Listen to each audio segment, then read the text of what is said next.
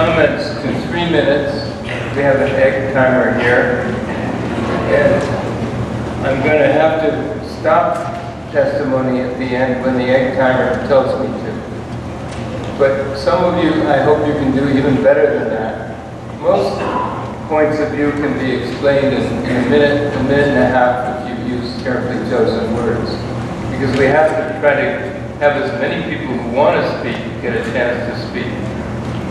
Secondly, I'm going to ask you to focus on the bill itself. You've probably seen the bill, you've probably read the bill, but I'd like to focus on the merits of the bill.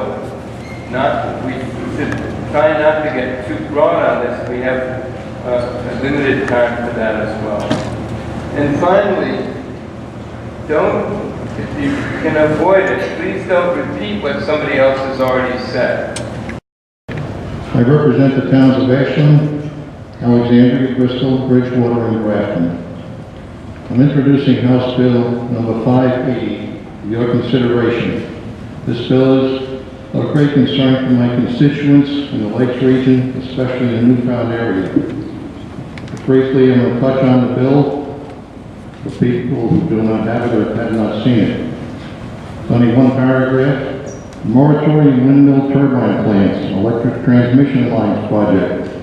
Notwithstanding any provisions of law to the contrary, there are hereby established a moratorium on the construction of wind turbine plants and electric transmission lines projects in the state of New Hampshire until the state issues a comprehensive energy plan.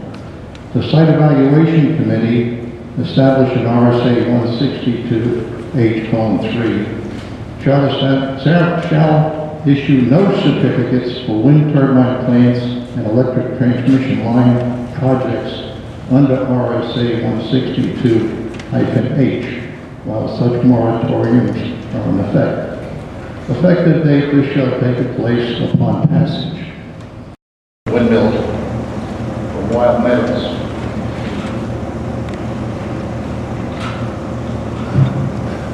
My home is located in the quiet and magical wild meadows, Grafton, New Hampshire, but until recently had few ever heard of, surrounded by ridge lines and friendly character, which is rich and material for a rural community.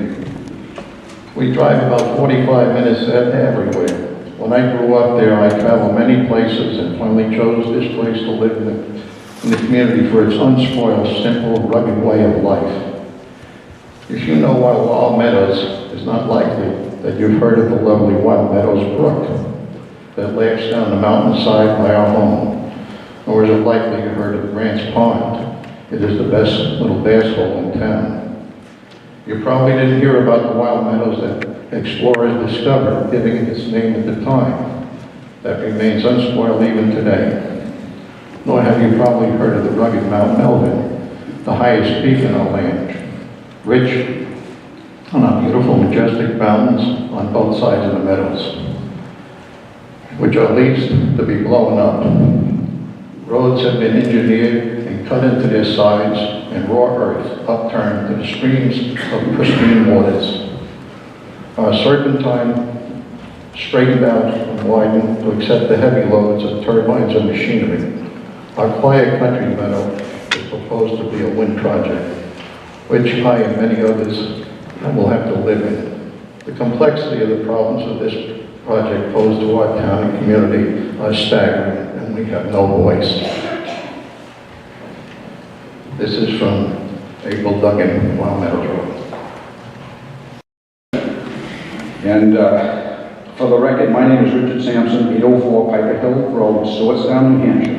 I am Course County Commissioner District 3, the largest district in the state that starts in Northumberland and ends in Pittsburgh. I am here representing my constituents, and I rise in support of House Bill 580. My wife of 48 years and I are third-generation New Hampshire natives living in our state in Goffstown, Hillsborough, Lancaster, Colebrook, and now Stewartstown, all of our lives except while serving our country. I am a Vietnam and Iraqi veteran, a former selectman, budget committee member, planning board member, and a member of the New Hampshire Timberlands. My wife is a former small business owner. The reason for this background is because my wife and I are deeply concerned and worried about the future of our state. The reasons are many, but the most important one is our state's lack of any type of energy policy, and especially a comprehensive energy policy. Listening to excuses and reasons from both sides last week as to why or why not the previous bill should or should not be passed, I wondered where the common sense, honesty, and respect for our citizens had gone. Misstatements, half-truths, misinformation were presented by some public officials, union leaders, and most disturbingly by lobbyists. Most of the testimony here is and will be given by citizens who are here on their own time and at their own expense. We are not being paid to be here, and are here because we love our state and recognize it is time that our legislative bodies respond to our requests. This is not, and I repeat, not just about Northern Pass. It is about energy in its entirety. In Coos County alone, TransCanada and Brookfield Power own the dams or rights to all but 2 sites on the Connecticut River, from Littleton to Pittsburgh. On the Androscoggin River, TransCanada owns all but 1 of the dams from Shelburne to Erie. Brookfield Power owns 75% of the Coos Wind Park due to a requirement imposed on them by the Site Evaluation Committee, with a contract to sell 80% of that generated power to Central Vermont Public Service and Green Mountain Power. Both Vermont utilities are now owned by Canadian firms. In Coos County, we have under construction a new biomass generating facility, 1 wind park in operation, 2 more on the drawing boards, and Northern Pass, not to mention the hydros. New Hampshire already has an excess of power, and yet with no energy policy whatsoever. So why is more generation planned, and for whose benefit and profit? Can anyone answer why Public Service Company of New Hampshire generates, transmits, and distributes power in New Hampshire, and yet we have some of the highest rates in New England and the United States?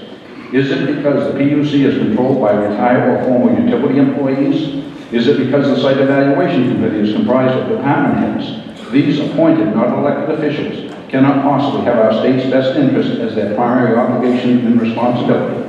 Are there any public members on these committees with no ties to the utility industry? I feel this bill will be the most important bill with the greatest impact on our state's future. I respectfully challenge this committee to take a bold step and recommend House Bill 580 to be passed as is, and diligently work to see that New Hampshire has a fair, honest, and beneficial comprehensive energy plan in place before any more energy facilities are approved or built.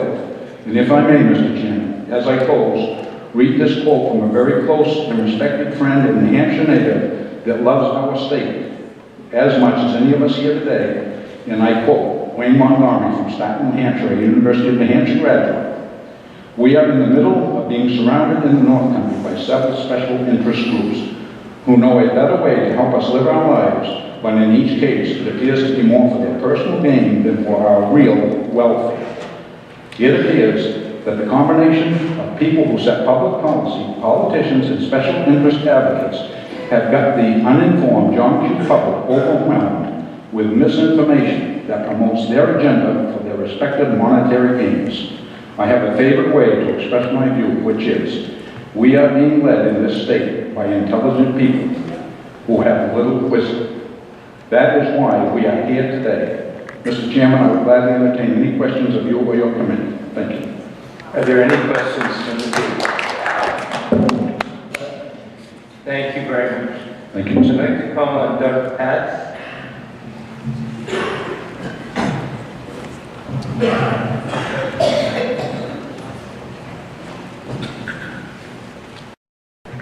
I'd like to call on Nancy Martin, followed by Bill Stewart and Nancy Watson. Good afternoon, members of the committee. I'm Nancy Martin. I come from the very small but very lovely mountain town of Sugar Hill. Rebecca Brown happens to be my neighbor. I'm here today to talk to you about our New Hampshire. Your New Hampshire, my New Hampshire, our New Hampshire. I'm here because you represent all of us, and we are counting on you to look out for all of our interests. New Hampshire is facing a serious threat due to the lack of up-to-date and responsible laws that manage the production and transmission of energy through our state. Energy companies have identified us as an easy mark. In the global game of energy monopoly, New Hampshire is just a monopoly board to them. They are buying properties and lining up little greenhouses and little red hotels in Stewartstown and Groton and Newfound Lake and the White Mountain National Forest and all over our state, and they can't wait to do more. There is no place that is sacred in the pursuit of profit. I do not oppose energy projects, but I do oppose irresponsible destruction of something precious. If we are not to become the next New Jersey, or Buffalo, or Southern Quebec, you must act. The first step is a moratorium on energy projects until we, all of us, figure out what we are willing to allow in our state and what we will not accept. We have the right to do that. And you have that responsibility in your role as our representatives. If you do nothing, you will not recognize our landscape in years to come. And even the great general court will not be able to put it back. We simply cannot rely on corporations driven only by the profit motive to have our best interests uppermost in their plans. The energy industry would have you believe that they know best. They seduce with promises of jobs and revenue and responsible energy. They say that if we resist their plans, it will affect their business. That is the point. We have to insist on business plans that take our needs into account and not just plump up the corporate account. Other states have set limits, as other people have mentioned. Businesses have respected those limits and found a way to operate at a profit. Examples from Maine, Vermont, and New York, just to name a few, show that alternate transmission methods can and do form the basis for a successful business plan. Responsible management by a state simply does not kill business initiative, and don't you believe it. And if I may comment on the statements by my IBEW union brethren, I was a union worker for most of my working life. I think it's a mistake to pit one job against another. Finally, I'd like to say to each of you individually, we have all made hasty decisions that we wish we could call back but could not, or stood by and allowed something to happen that we later regretted. I know I have, and I bet you have too. This is one of those moments. The price of inaction is very high. The return on thoughtful planning and management, enormous. I urge you to give New Hampshire the time to make an informed decision about our future. It will be well worth it when we look back and know that we did the right thing. Thank you very much. Thank you. And any questions?